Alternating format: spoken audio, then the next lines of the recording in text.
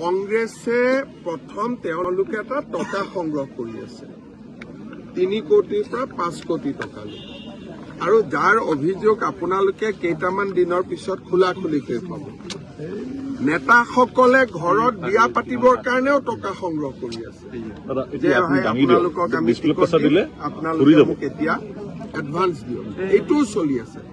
কিন্তু কোন কেইটা সমষ্টিত চলি আছে 22ৰ পৰা 23টা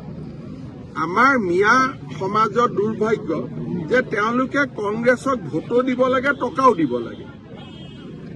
আপোনালোকে বুজি পাব তেওঁলোকৰ দুৰ্ভাগ্য ভোটো দিব আৰু টকাও দিব